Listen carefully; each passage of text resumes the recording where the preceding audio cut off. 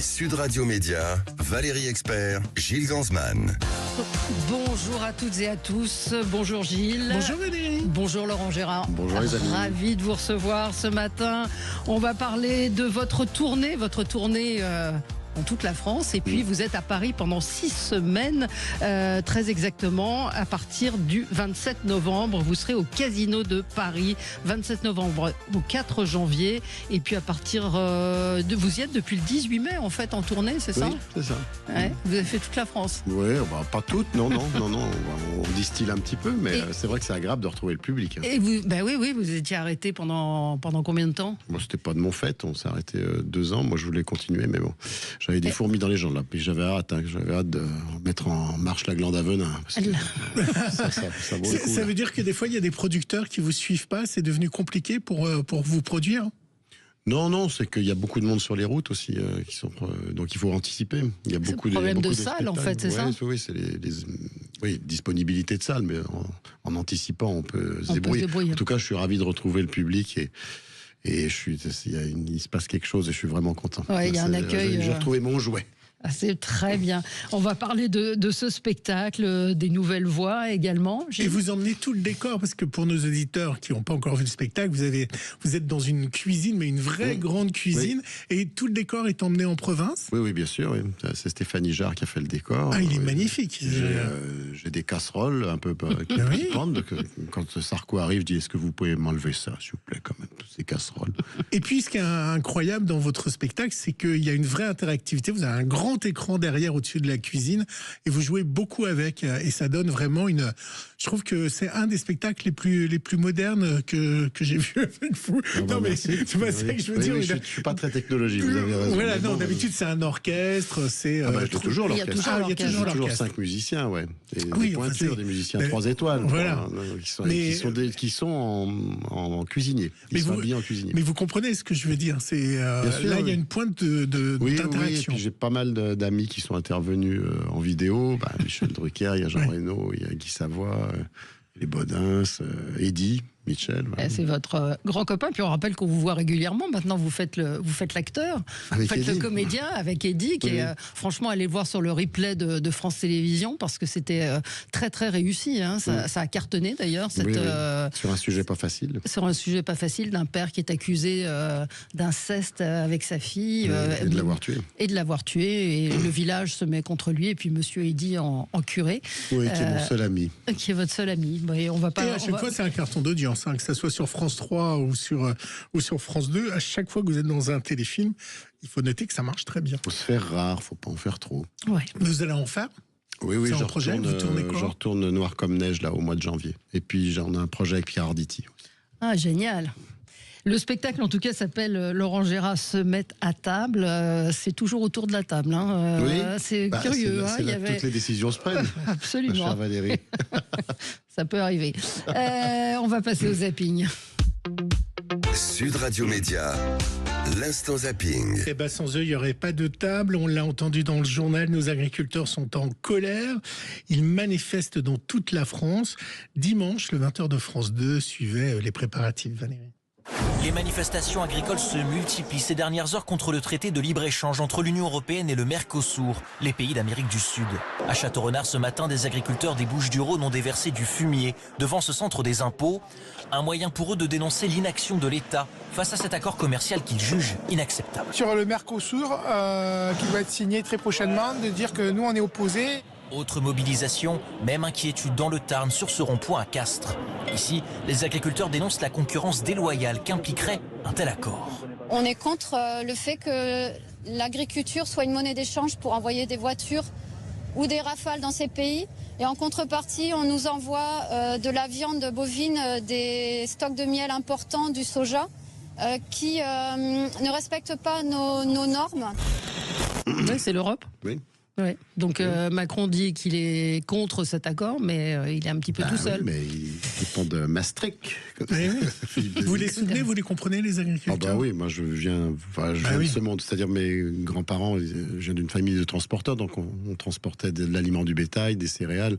Donc puis je suis toujours proche parce que j'ai parcouru la France depuis 35 ans avec mes tournées et je vois, il y en a aussi qui sont dans mon public. Je suis allé au salon de l'agriculture, il y en a qui me disaient, et ça me touchait beaucoup, on vous écoute le matin dans notre tracteur. Et ouais, bien sûr que je suis proche du monde paysan, évidemment. Sans eux, les paysans, les transporteurs, enfin tous ces métiers-là, qui ne sont pas des métiers faciles, ils souffrent vraiment. Donc en plus, si on leur fout des normes comme ça, mais bon, ça c'est l'Europe. Hein. Et vous avez le poireau. Et j'ai le poireau. Oui, voilà. Donc oui, je suis très fier de cette décoration. L'ordre du mérite agricole. Parce que c'est aussi défendre des valeurs de bonne bouffe, des bons produits. On a de bons produits en France. On n'a pas besoin d'importer des trucs avec des saloperies dedans. On a ce qu'il faut et on a les gens qui travaillent pour ça. Si je vous dis 30-29. Oui, c'est le match. Oui. Ah, bravo. Le 15 de France a gagné, Valérie, face au All Black au Stade de France, rempli cette fois-ci, et devant 7 millions de téléspectateurs.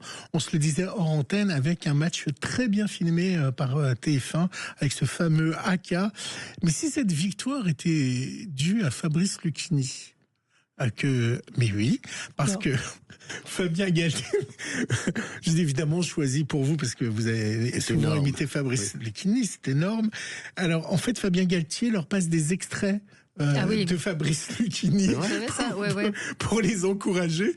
Et à un moment, ils en ont un peu marre, les joueurs, d'entendre Fabrice Lucchini. Pour le team building. Pour le team building, il leur fait... C'est quoi en français ? La cohésion de groupe, il leur diffuse du Fabrice Lucchini qui fait les fables de La Fontaine de Victor Hugo. Ouais, alors que les footballeurs, ils écoutent du rap, quoi. Voilà. Donc, il y a quand même un autre niveau. Il y a un autre niveau, mais allez, bim. Et les joueurs en ont un peu marre. Il a raconté cette anecdote.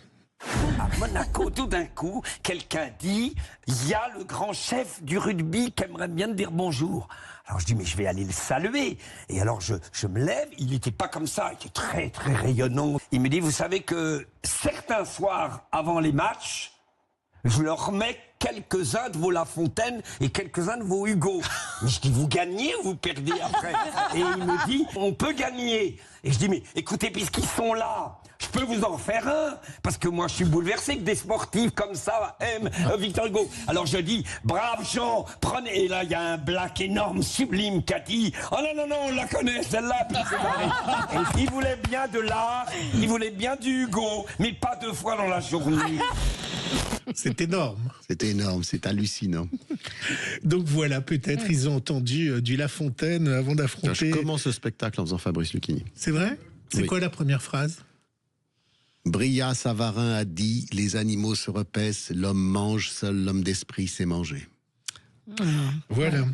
Alors je sais, Laurent Gérard, votre amour immodéré pour les influenceurs et les bimbos, je sais, c'est vraiment votre passion. Alors il faut dire que parfois, volontairement, elles peuvent... Il fait un sketch là-dessus, une chanson sur les influenceurs. Oui. C'est vrai ? Oui, vous en parlez. Vous en parlez, 2 fois dans le spectacle. Ça. Alors de temps en temps, ils peuvent vous faire concurrence. Vous connaissez Polska dans Touche pas à mon poste ? Alors Polska, elle est plutôt bien, voilà, c'est une bimbo, on va dire. Et vous allez voir, il y a eu une petite confusion. C'était dans Touche pas à mon poste. En ce moment, je suis en train de changer. Ah ouais ? Oui, je fais beaucoup de naturisme, donc tout ce qui est dans les montagnes. Vous aussi, vous regardez la télé nue ? Et on fait du naturisme ? Dans les montagnes la semaine dernière, là, dans la verdure. Vous voyez ? Ah ouais ? Et ça gratouille pas ? Comment ça ? Dans la verdure, quand on court. Alors elle doit parler, je vais dans la nature, je pense. Bah oui. Ah oui, non. Je sais ce que c'est que le naturisme. Le naturisme. C'est dans la nature. Oui, le naturisme, c'est dans la nature. Le naturisme, c'est vrai. Le naturisme, c'est le fait de se foutre à poil. Comment on dit dans la nature alors ? Dans la nature. Se promener. Je savais que ça vous plairait. C'est rassurant. C'est rassurant sur le genre humain, oui. Ouais. Oh, la pauvre Polska, c'est parce que c'est le naturisme. Un dictionnaire. Bon, alors on vous connaît. Un quoi ? Valérie. On vous connaît comme imitateur tout terrain, aucune voix ne vous résiste. Mais moi, je pense qu'il y en a une qui vous résiste. Est-ce que vous savez imiter le dindon ? Non ? Après le naturisme. Oui, c'est ça. Sachez que il y a eu le championnat la semaine dernière de France du cri de dindon. Ça fait glou-glou. Et c'est un Laurent qui a gagné. Ah. Écoutez.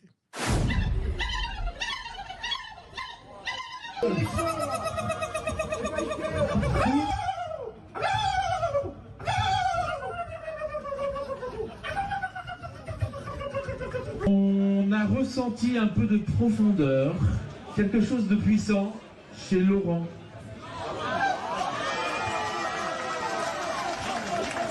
C'est à toi, Laurent.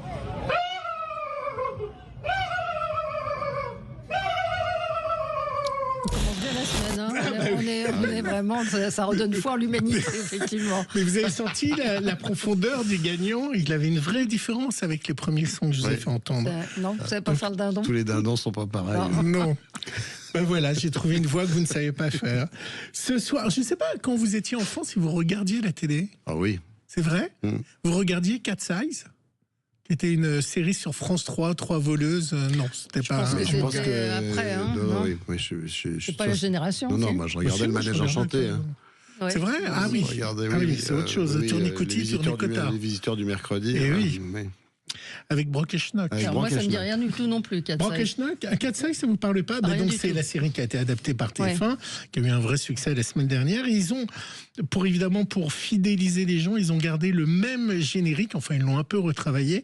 Et c'est Anne Silla qui a chanté le nouveau générique. On ne sait pas qui c'est non plus, Anne Silla. Non, Valérie, si, dans The Voice. Non, et puis elle est souvent ici à l'antenne The Voice, Anne Silla, enfin. Et c'est elle, on ne sait pas qui c'est, on l'a reçu 2 fois, Valérie. Non, mais je sais pas qui c'est. Non, mais c'est pour Laurent que j'ai ça. Ah oui, c'est ça. Et je vous connais. Bon, allez-y. Cat Size.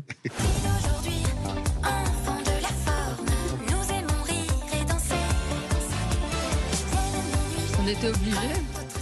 C'est ce soir en prime sur TF1. Ah oui. Bah, moi, j'aurais préféré que vous nous passiez du Charles Dumont. On va rendre hommage à Charles Dumont qui nous a quittés ce matin. Mon Dieu, laissez-la moi. Préférez c'est ça à Anne Silla. Silla, c'est pas du piano. Non. Donc, je pense pas qu'il aurait écrit pour Anne Silla. Non. Je sais pas. Vous l'avez imité, Charles Dumont? Oui, je l'imitais sur RTL. Ça Je donne l'avais quoi croisé d'ailleurs, j'étais allé voir ses spectacles. Ça donne quoi, Charles Dumont? Bah ça.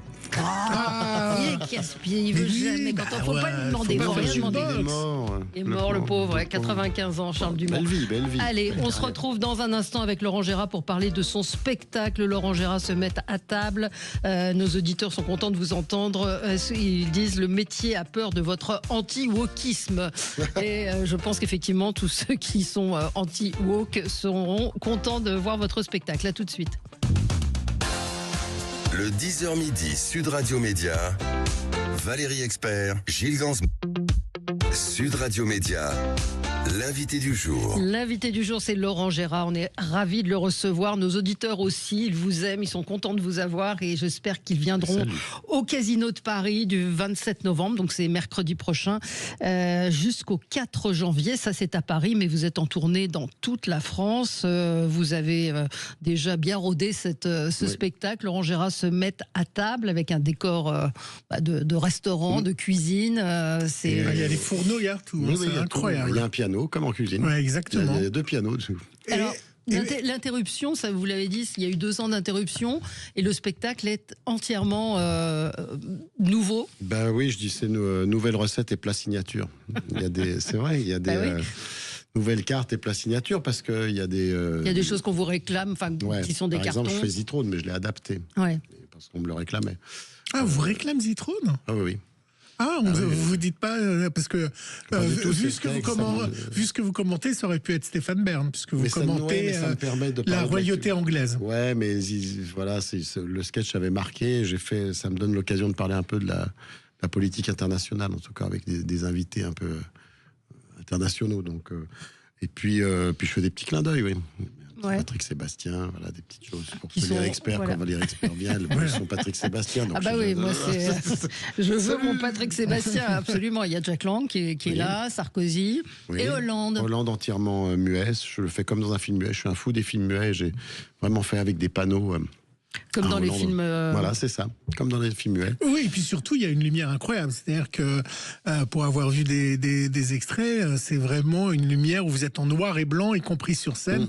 C'est, enfin voilà, c'est vraiment très bien fait. Oui, c'est un peu comme l'histoire sans fin qu'on voyait sur TF1. Sans C'est avec parole. la voiture, l'histoire sans parole. Vous êtes plus professionnel des trucs de 1983. Oui, de télé, oui, l'histoire sans parole. Mais ça ressemble à ça en fait. Vous écrivez tout seul?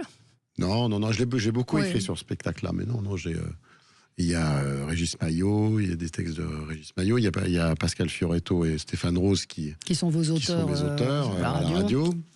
Et puis Jean-Jacques Perroni aussi a même une petite touche de temps en temps. Petite touche d'élégance. Voilà, c'est ça.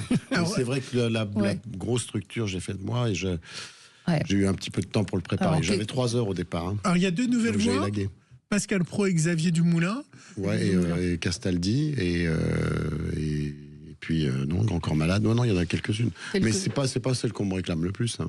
Parce qu'on les connaît pas encore, parce que vous les avez pas. Castaldi, c'est quand même, ça devient un classique. Oui. Arditi, il y est ou pas? Il y est pas, Pierre Arditi? Je l'intègre. Bah oui, parce que vous êtes. Cet homme est malade. Cet homme est mal. Alors, quel est le fil que vous avez tiré sur Pascal Praud? C'est-à-dire que... ça me permet de dire des choses sur l'actualité. Je dis, tiens, ça va être d'actualité. SNCF, après les TGV Inouï, les TGV Ouigo, la SNCF va-t-elle faire des TGV à l'heure? On a vu votre passage sur France 2, dans quelle époque, sur le wokisme, ça a été un peu repris.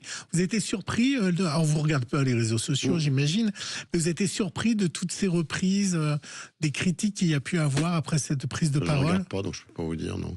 Et parce que moi je me suis demandé si parce qu'à côté alors quand chaque fois que je suis tombé dessus, qui était en train de se décomposer à côté du de vous. Kazakhstan, oui. Non, vous vous êtes aperçu qu'elle se décomposait à côté de vous, qu'elle se demandait mais qui était cette personne? Non. Non, vous n'êtes pas rendu compte à l'image? J'avais une sinusite, en plus j'étais un peu dans le coltard.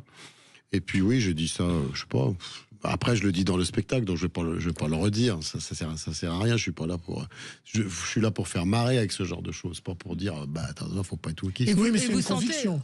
En revanche, chaque fois que je suis allé sur les réseaux, donc j'y vais vraiment rarement, donc ils peuvent s'énerver. Je lis pas. Chaque fois que j'ai lu 2-3 trucs, c'était truffé de fautes de français et de fautes d'orthographe. Donc quand on critique, il vaut mieux maîtriser un petit peu la langue. Quoi. Vous remarquez une certaine jubilation de vos spectateurs quand ils sont là, c'est-à-dire que l'impression qu'il y a une parole qui finalement est assez peu entendue aujourd'hui et sur l'époque. Quoi. Bah oui, mais je crois qu'ils en ont marre, hein, et qu'on dise du mal de ces gens-là à leur place.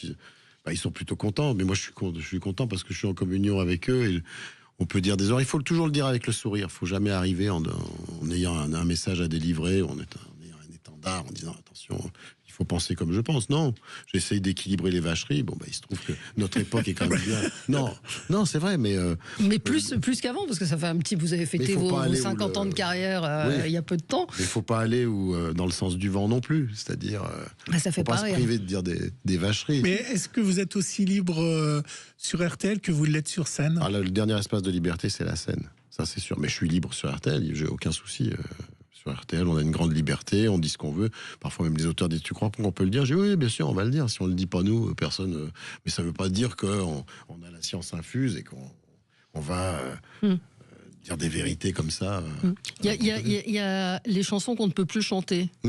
Absolument. Parce qu'aujourd'hui, avec justement le wokisme, le prisme qu'on a, le néo-féminisme, il y a des choses qu'on ne peut plus dire, qu'on ne peut plus chanter. Vous avez vu que la chanson de Johnny Diego, certaines féministes refusent qu'elle soit chantée parce que c'est Diego. Requiem pour un fou. Non, Requiem pour un fou, je me suis trompée. Oui, Requiem pour un fou parce que je l'aimais, je l'ai tué.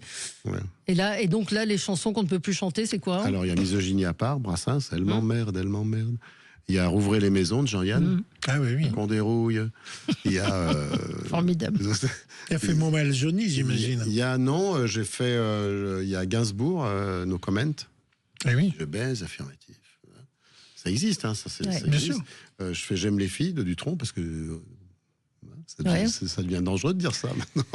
Oh. Et puis Femme, femme, femme de Serge Lama. Oui, j'ai dit 50 ans de carrière, il y a un auditeur qui m'a repris, c'est pas 50 ans de carrière. Oui. Vous auriez commencé un petit peu jeune, quoique, vous avez commencé très jeune. Hein. Oui, à 5 ans, bah oui, c'est ça. 5 ans, c'est un peu ça quand même. 5 ans, mon grand-père, oui. Voilà, oui. Mon grand-père Vous vous souvenez quand vous avez fait dire des horreurs à Jean-Pierre Foucault dans une émission de télé? Oui, avec Céline Dion, non? Avec Céline Dion. Oui. On écoute, je sais pas si on pourrait le refaire, mais il avait joué le jeu à l'époque et vous étiez mort de rire de voir Jean-Pierre Foucault dire des horreurs. Céline? Oui, Jean-Pierre.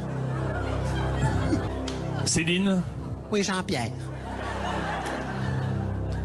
Avec une expression à compléter. On dit, je cite, un tien vaut mieux que deux. Tu l'auras, réponse A. Tu la prends, réponse B. Tu la sens, réponse C. C'était prévu ce que je dois dire là ou pas? Je sais pas, je connais pas les questions, c'est vous qui les faites, Jean-Pierre. Débrouillez-vous maintenant, vous avez accepté. Tu l'as su, réponse C. Il l'a dit, il l'a dit. Accroche-toi, Jean-Pierre, accroche-toi, mon Dieu. Ah là là. C'est pas facile. Ah bah non, c'est pas facile. Pour toi non plus, hein. Ouais, je sais bien, oui. Un tien vaut mieux que deux, tu as su, ça sonne bien quand même, hein. Faut vous dire qu'on fait plus bien la chose souvent avec mon mari René. Il est loin le bon temps, il me posait la tête sur la pierre à évier pendant qu'il me récurait le plat à lasagne. Vous l'avez rencontrée, Céline? Oui, oui, plusieurs fois. Oui. Et alors, elle l'a toujours bien pris oui. Ouais. Oui, et puis c'est une grande artiste. Ouais. Moi, j'ai beaucoup d'admiration pour elle, donc...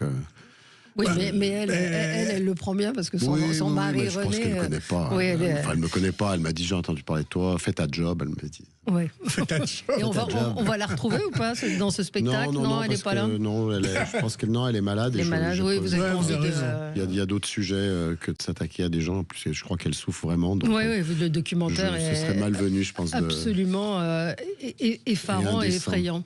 Dans les choix des textes que vous faites, c'est ce qui sort en premier qui est joué après sur scène, ou il y a vraiment un panel de textes et après vous assemblez? Comment ça se compose un spectacle comme celui-là? J'avais 3 heures de spectacle. Donc, j'avais vu un petit peu large, donc il vaut mieux élaguer un peu dans le gras, quoi, enlever un peu de... Et puis après, on agence. La première version que j'ai jouée à Annecy au mois de mai, elle n'a pas beaucoup changé. J'ai inversé un sketch, j'ai enlevé des choses qui étaient plus d'actualité. Et vous en rajoutez quand il y a de l'actualité? J'ai rajouté des trucs sur l'abbé Pierre, voilà, mais... Qu'est-ce qui lui arrive à l'abbé Pierre? Il est dans le menu avec les religieuses. Ah. Et donc oui, il faut aller à l'essentiel. Donc après, il y a un terme que j'aime pas, et je le répète tout le temps parfois. Quand vous rodez votre spectacle en province, je dis non, je respecte trop la province pour dire que ce sont des cobayes. Donc j'essaye d'arriver avec un spectacle qui tient la route. Je vais pas avoir 3 spots, 3 projecteurs, et pas le décor, et pas les musiciens, et pas le texte. Il y a des imperfections, forcément. C'est le public qui est juge. On voit comme ça marche. Mais je pense qu'on arrive à un équilibre à un moment donné. Est-ce que vous avez des jeunes dans votre public? Est-ce que... C'est quoi cette question dégueulasse là? Mais non, mais c'est vrai que vous parlez de Léon Zitrone, Jack Lang. Les jeunes adorent. Parce qu'il y a eu La cabane au fond du jardin, parce qu'il y a eu le cul de Patrick Sébastien. Il y a des choses. Moi, j'ai vraiment de tout. J'ai vraiment de tout. Surtout des rieurs, donc ça me fait plaisir. Mais si, il y en a. Il y a des fous rires dans la salle? Oui. Moi, je sais que j'ai eu plusieurs fois des fous rires, mais vraiment à pleurer. À pleurer. Non, mais c'est vrai que j'ai un public très très varié, à mon avis, de toute catégorie socio-professionnelle, et des gens qui ont envie de rire, quoi. Et des fidèles? Ils viennent vous voir? Oui, il y a des fidèles, oui. Il y en a que je retrouve maintenant depuis quelques années. Vous avez les petits-enfants? C'est vrai. Non, mais il y a plusieurs générations. Et certains ont... Est-ce que ça vous est arrivé de gens qui avaient le tatouage Laurent Gérard ou votre visage tatoué? Ils ne viennent pas à poil, ils ne sont pas naturistes. Non, mais ils peuvent vous le montrer après. Vous passez du temps après avec les gens ou pas? Ou c'est pas votre truc? Non, mais s'il y en a qui m'attendent à la sortie, oui, bien sûr, je fais une photo, je dédicace, oui, mais c'est pas trop votre truc. Vous êtes plutôt timide. C'est pas trop mon truc, c'est que j'ai faim. Oh non, mais. Ah oui. La Donc, loge, non. la Même loge, si je me mets à table, la je- loge de Non, non, Laurent mais- Gérard Non, mais avant je et après le dédicace pas spectacle. après. Et puis vous savez, je préserve aussi mon outil de travail. Ouais. Donc j'évite aussi d'être au contact trop proche avec. Oui, pour pas faire la attraper. bise, Vous êtes etc. un peu hypochondriaque Non, je suis pas hypochondriaque, je fais attention, parce que si j'ai une extinction de voix ou si... Comme Céline. Non, je me suis Restez. vacciné contre la grippe, mais c'est vrai, ça, ou une gastro aussi sur scène, c'est bien. Allez, on marque une pause et on se retrouve dans un instant, C'est bien, on a toujours fini avec sur une bonne Laurent note. Gérard. On a À fini tout sur de la suite. gastro avant la À pub. tout de suite. Le 10h midi, Sud Radio Média. Valérie Expert, Gilles Gansma, Sud Radio. Le supplément média. Le supplément média avec Laurent Gérard. Laurent Gérard en tournée, qui était en tournée dans toute la France. Vous continuerez après Oui, on va retourner. Vous allez continuer en février, janvier-février. Vous êtes au casino. Non. Non, pas en janvier, malheureusement. Non, mais il y a des. Non, je je vais reprends, en tournage, je vais être en tournage, mais je recommence de toute façon en septembre, on va Alors, peut-être faire des dates un peu cet été. Et là, je pars à Reims demain. Et... Voilà, vous êtes à Mondorf au Casino 3000 le mercredi 20, le vendredi 22 à Lons-le-Saunier au Jura Park. Oui, et à tout nouvel 3, samedi 23 novembre, vous êtes à Le Cube à 3. 3 dans l'Aube. 3 dans l'Aube. Chez Raphaël Misrahi. Oui, exactement. Du 27 novembre au 4 janvier, c'est au Casino de Paris. C'est Laurent Gérard se met à table avec un tout nouveau spectacle, des nouvelles voix, avec des hommages, toujours hommage à des chanteurs. Oui, toujours. Il y a Au des cinéma nouveaux, aussi. ouais, au cinéma. Au rap, puisque vous arrivez avec une rap Ça, à c'est pas un fromage. hommage. Hein, c'est pas, Non, pas mais vraiment un je l'ai fait hommage. exprès. Pourquoi vous n'aimez pas le rap? Est-ce que... Parce que j'aime la musique, parce que j'aime les Non, beaux mais- textes. Voilà. Non, mais il y a des raps où il y a des beaux textes quand même. Quoi Non, mais cherchez Comme pas quoi sur ce truc-là. J'aime Ouais. le spectacle pour dire du mal de ces gens-là. non. Non, mais c'est Pour vrai. m'en moquer d'ailleurs, parce qu'ils font ce qu'ils veulent, les gens écoutent ce qu'ils veulent. Enfin bon, c'est un peu dangereux. En revanche, on n'entend pas beaucoup les féministes sur les propos des rappeurs. C'est bizarre, hein. Oui, alors que c'est pas. C'est pas vraiment l'image de la femme. Non, c'est vrai. Vraiment, Non, c'est vrai. Je vous propose d'écouter... Vous aimez le rap, vous, peut-être? Oui, il y a du rap que j'aime Comme bien. quoi Bon, il y a du rap que j'aime bien, Allez, je ne dirais pas allez. tout. Mais non, mais Allez. vous me cueillez à chaque Charles fois, vous Dumont. me faites la même Bah, chose. allez. Charles Dumont. Mais non, mais moi, vous me demandez ce que j'aime, je vous réponds Francis Cabrel, je vous réponds Serge Lama. Je peux vous répondre. Vous pouvez pas me donner un nom de Mais rappeur. j'aime bien Aurel San, par exemple. Oreille sale. Aurel San. oh. Bon, allez. Ok, boomer. On va écouter. Oui. On va écouter la bande-annonce. Parlez français. On va écouter la bande-annonce de votre spectacle. Faut foutre la merde dans les manifs. Pas besoin de foutre des bourpilles. Pour répondre au gaz lacrymo. Un vieux master, un livaro. Je rappe le fromage. Y'en a qui jouent du rock fort. Moi, je rappe le fromage. Le prince William, cette bonne poire, accueille affectueusement sa femme Kate Middleton en lui faisant la bise, la traditionnelle bise to Kate. D'accord, c'est comme un restaurant, mais on en est au fromage. Moi, j'ai écrit un rap à fromage. Ici, Radio Bruel. Le général Lagaule parle aux gonzesses. Bon appétit, messieurs, dames.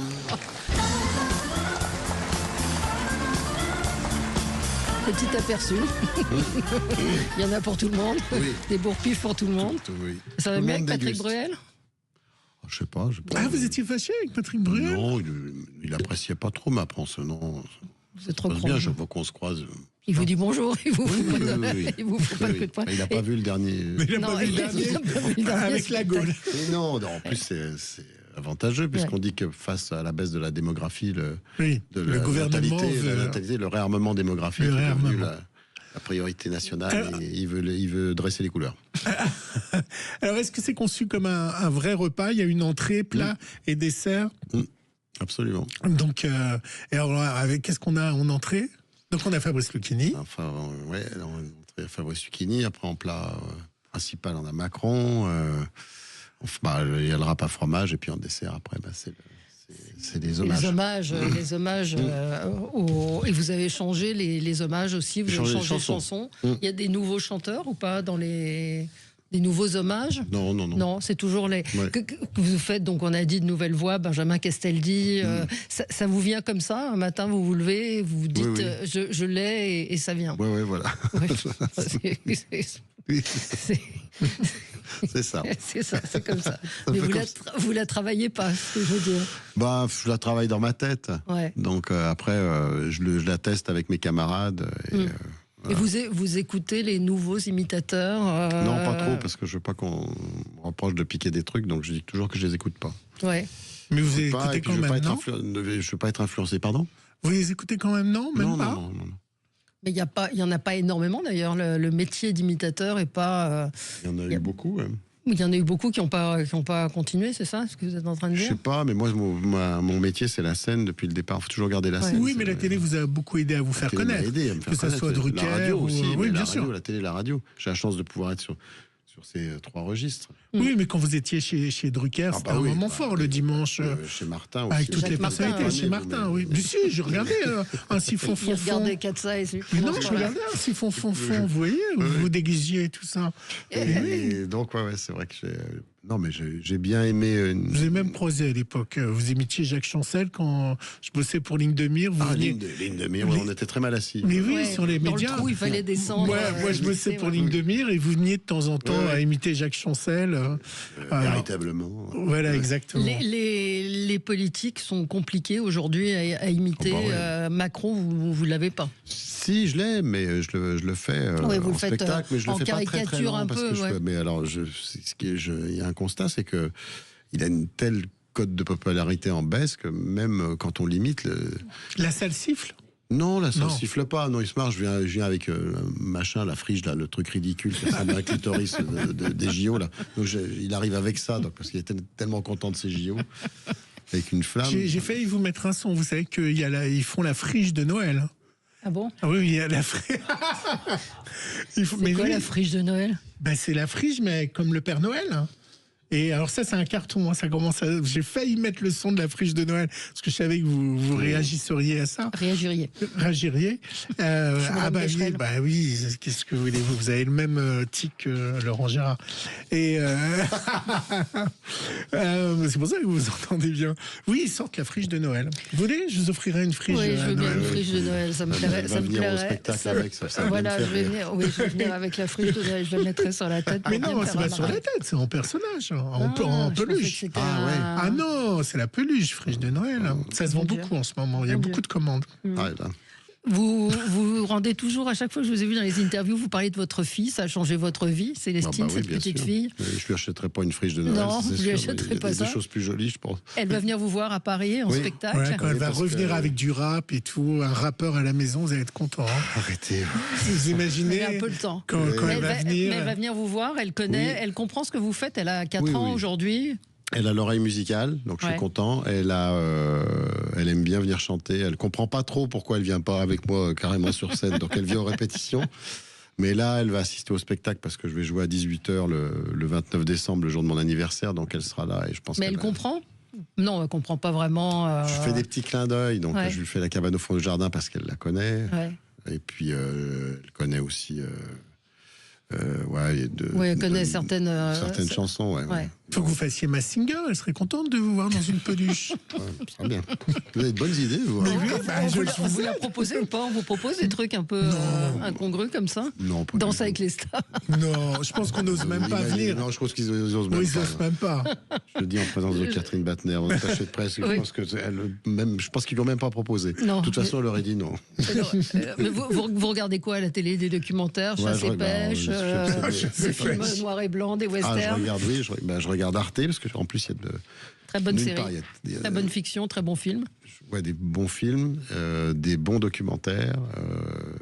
La 5 aussi, des documentaires notamment sur les acteurs qui sont prodigieux. Je regarde des films surtout, je regarde les infos. Est-ce que vous allez au théâtre face à Michel Onfray? C'est vrai. C'est votre copain, Michel Onfray. Oui. Est-ce que vous allez au théâtre ou voir d'autres choses? Non, ça vous intéresse pas? Si. Bien sûr que si. Ah bah excusez-moi. Je vais pas voir des spectacles de danse exigeants, mais c'est ça, vous laissez là, c'est ça que vous vouliez me dire. Je vais revenir. Oui, je vois ça. Non, bien sûr, ouais, je vais voir. J'essaie d'aller voir les camarades. Je me nourris de ça aussi, mais j'ai pas beaucoup de temps. Et donc vous allez repartir en tournage pour une fiction à partir de janvier. On vous propose des rôles étonnants parfois. Ah bah je fais que des rôles de tordus. Ouais, Mais pourquoi? Je sais pas. Non, mais moi en plus, j'adore ça. Mais rarement drôle, hein. Vous n'êtes pas dans des comédies. Non, jamais. C'est marrant, ça. Non, enfin, c'est pas marrant, d'ailleurs. Moi, je fais ça depuis 35 ans, donc peut-être que... Non, c'est vrai qu'on me propose plutôt... des rôles sombres, les Simonons, vous aviez fait... C'est formidable, le film. Hein. Et... Oui, mais moi, j'aime bien. En tout cas, j'aime bien être dirigé. J'ai aucun problème avec ça. Donc, j'aime de plus en plus ça. Et c'est vrai que le personnage du